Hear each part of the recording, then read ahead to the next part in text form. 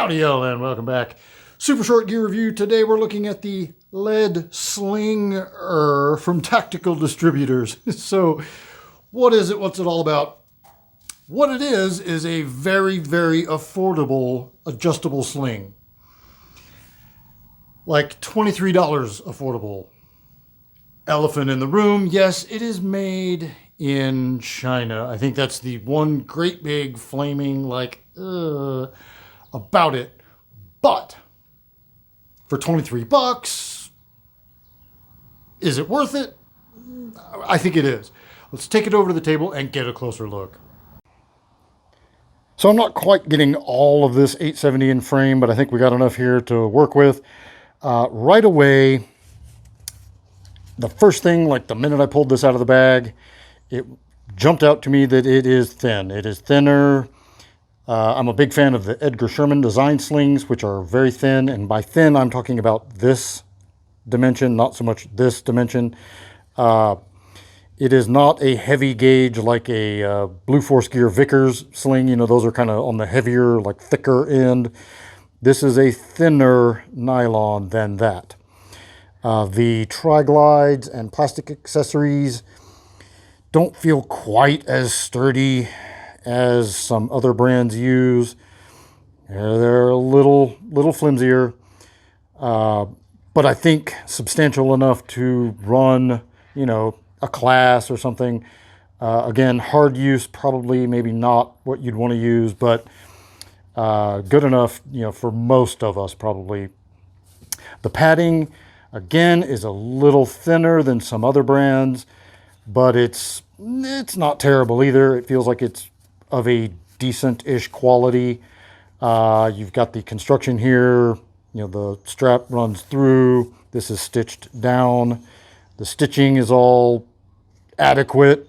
I wouldn't call it robust or beefy or burly or anything like that, but it's adequate.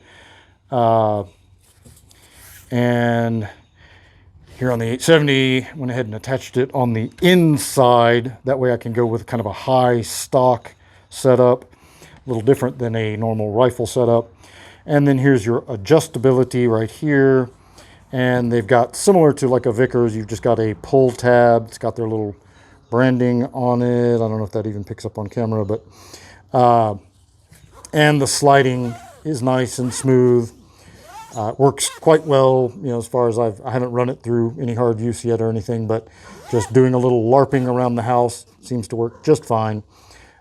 So again, it's a budget sling for budget applications, and I think in that capacity, it's doing and giving you everything that you deserve for 23 bucks.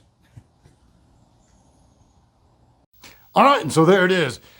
Look, I know that like, ooh, made in China and gun gear is like, but Holosun, right? Like sometimes we need to buy things that are imported because they meet that cross section of quality and like price where you get the best value for what you need, not what someone else needs, but what you need for a given application.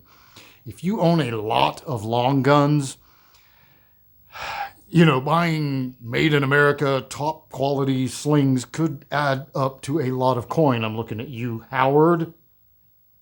So maybe a $23 sling is exactly what you need for some of those guns that you don't run all the time.